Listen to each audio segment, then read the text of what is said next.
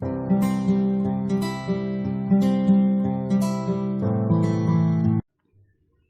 Friends, स्वागत है आपका मेरे यूट्यूब चैनल दीप क्लासेस में, जिसमें हमारा आज का टॉपिक है फैंटेसी का सामान्य परिचय।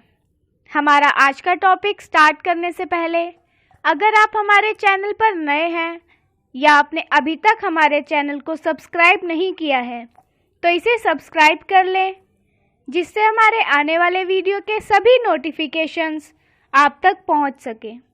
चलिए अब हम अपना टॉपिक स्टार्ट करते हैं। ग्रीक शब्द फैंटेसिया से फैंटेसी शब्द की उत्पत्ति मानी जाती है, जिसका अर्थ है वस्तु का अमूर्त रूप। विश्व साहित्य कोश के अनुसार फैंटेसी की क्रियाशीलता में ऐसे वातावरण या चरित्र उपस्थित होते हैं जो मनुष्य जीवन की सामान्य परिस्थितियों में असंभव माने जाते हैं। फैंटेसी का बाह्य रूप अनगढ़ और अमूर्त दिखलाई पड़ता है, परंतु आंतरिक रूप तर्कसंगत और कड़वे सत्य के रूप में उभरकर सामने आता है। डॉक्टर गजानन माधव मुक्ति के शब्दों में, कवि की यह फैंटेसी भाषा को समृद्ध बना देती है, इसमें नवे अर्थ अनुषंग भर देती है, शब्द को नए चित्र प्रदान करती है। इस प्रकार कवि भाषा का निर्माण करता है। फैंटेसी ग्रीक भाषा का शब्द है, जिसका मूल अर्थ है किसी वस्तु को साकार या मूर्त रूप प्रदान करना। इसका निर्माण करने वाली मन की वह शक्ति है जो दृश्य जगत के परे की अदृश्य वस्तुओं को देखकर उन्हें रूप प्रदान करती है। यह महान शक्ति व सृजनात्मक कल्पना महान कवियों और भविष्य दृष्टाओं के पास मौजूद होती है। यह शक्ति आविष्कार की शक्ति से भी महान होती है, क्योंकि यह अभाव में भाव की निर्मित कराती है। यह अदृश्य में प्रवेश करके उस सत्य को उद्घाटित करती है जो सामान्य मनुष्य की पहुंच से बहुत दूर होता है। इसलिए इस शब्द में बहुत शक्ति है और यह एक व्यापक शब्द है। इसके अंतर्गत वह संपूर्ण साहित्य आ जाता है जिसमें एक वास्तविक दुनिया का वर्णन होता है। परंपरागत फैंटेसी में जादू की कहानियाँ, समस्त परी कथाएं, अलिफ लैला सभी आ जाती हैं। फैंटेसी शब्द का प्रयोग हम केवल उसी साहित्य के लिए कर सकते हैं जो परंपरागत फैंटेसी से भिन्न साहित्यकारों की कल्पना का विषय होती है। इसे हम नवीन परिकथाएं या जादू की कहानियां भी कह सकते हैं। फैंटेसी के पात्र इस दुनिया के मनुष्य, पशु, खिलौने व जड़ पदार्थ आदि भी हो सकते हैं और जिन्न, प्रेत, भूत, परियां आदि काल्पनिक पात्र भी, किंतु वह दुनिया इस दुनिया से बिल्कुल भिन्न और काल्पनिक होनी चाहिए और इसके माध्यम से किसी सत्य का उद्घाटन होना जरूरी होता है। फैंटेसी देश और काल की, दुनिया की सभी सीमाओं से स्वच्छंद साहित्य है। यह साहित्य किसी भी काल की सामाजिक परिस्थितियों में प्राचीन नहीं हो सकता। फैंटेसी बच्चों का अति प्रिय साहित्य है। इसका आकर्षक सार्वजनिक और सार्वकालिक होता है। परंपरागत परिकथाएं इसका एक प्रमाण है। फैंटेसी के लिए बच्चों में एक शक्ति सक्रिय रूप से होती है जो वयस्कों में नहीं पाई जाती। इसी शक्ति के प्रमाण स्वरूप लिलियन स्मिथ ने लिखा है, कि कहानी के आस्वादन के लिए जिन मानसिक क्षमताओं की आवश्यकता पड़ती है, फैंटेसी में उनके अतिरिक्त एक और शक्ति अपेक्षित होती है। इसे छठी ज्ञानेंद्री कह सकते हैं। सभी बच्चों में शक्ति होती है, किंतु वयस्क इसे बहुत पीछे छोड़ चुके हैं। किपलिंग की कहानी पक ऑफ पुक्स हिल के अनुसार वह शक्ति पत्थर की दीवार के आर पार देखने की शक्ति है, जो वस्तुतः परियों की शक्ति है। कॉलरिज ने इसे स्वेच्छा से अविश्वास को निलंबित करने की क्षमता कहा है। फैंटेसी के पाठक से केवल इतनी आशा की जा सकती है कि वह अपने विश्वास को थोड़ी देर के लिए एक और रखकर लेखक की बात को सहानुभूतिपूर्वक सुनने के लिए तैयार हो। दूसरे शब्दों में, यह कल्पना का साहित्य है जो इसके आस्वादन की क्षमता इस बात पर निर्भर करती है कि पाठक की कल्पना कितनी प्रखर है। फैंटेसी में हम यह नहीं कह सकते कि यह बात असंभव है। इसमें असंभव को ही संभव रूप प्रदान किया जाता है। फैंटेसी की सर्वप्रथम शर्त यह है कि इसमें विश्वसनीयता होनी चाहिए। असंभावना के भीतर संभावना, असंगति के भीतर संगति और स्वप्न के भीतर एक यथार्थकता विद्यमान होनी चाहिए।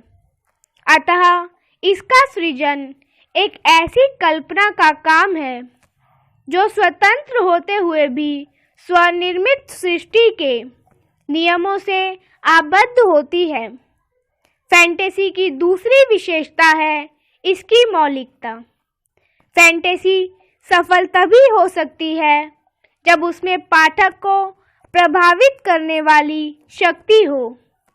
पाठक को वह तभी प्रभावित कर सकती है जब उसे पूरी ईमानदारी से लिखा गया हो, और ईमानदारी से वह तभी लिखी जा सकती है जब उसमें लेखक के अपने मन व स्वभाव की अभिव्यक्ति हुई हो।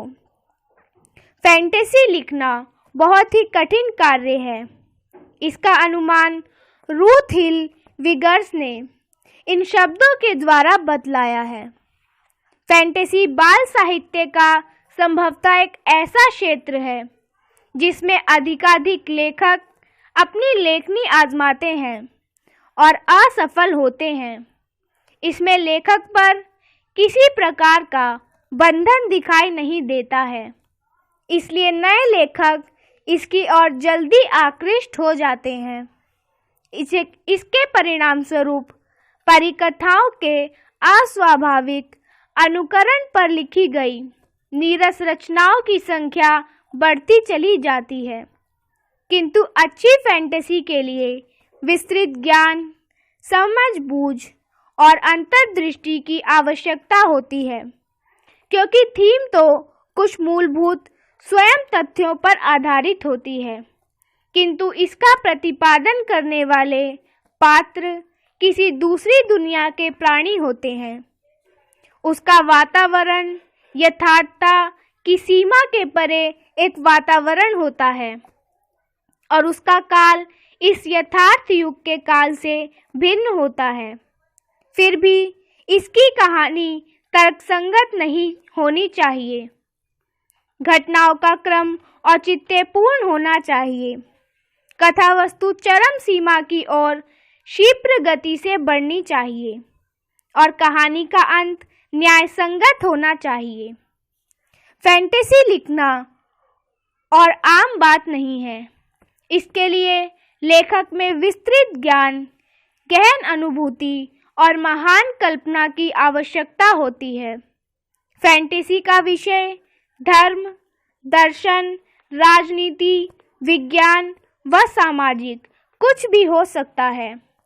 इस प्रकार फैंटेसी के लेखक में इतनी क्षमता होनी चाहिए जो किसी भी रचना को बच्चों के लिए हास्य और मनोरंजक पूर्ण बना सके।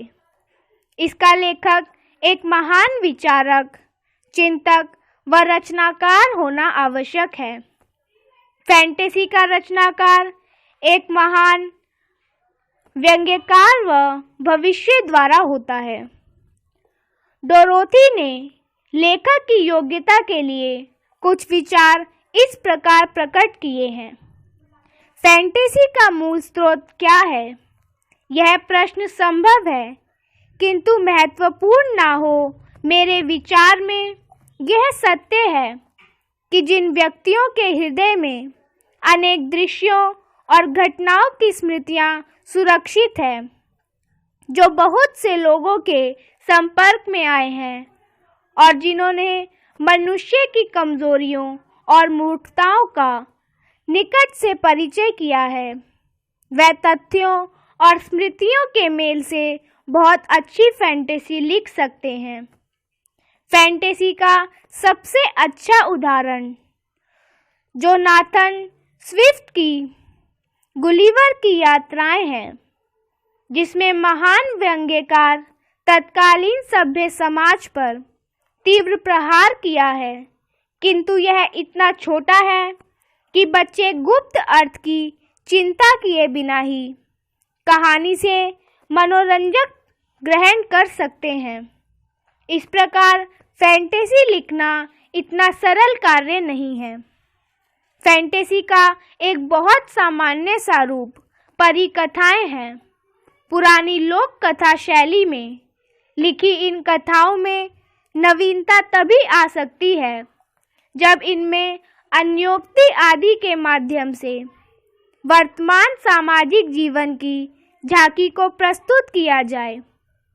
हिस्ट्री में मनमोहन भदारिया ने आज की लोक कथाएं नामक पुस्तक नवीन परिकथाएं लिखने की अच्छी कोशिश की है, किंतु उसमें लोकतंत्र आदि की शिक्षा इतनी स्पष्ट रूप से दिखलाई पड़ती है कि पाठक उसके प्रति हमेशा जागरूक है और जिसके कारण फैंटेसी का वातावरण कृत्रिम सा लगने लगता है।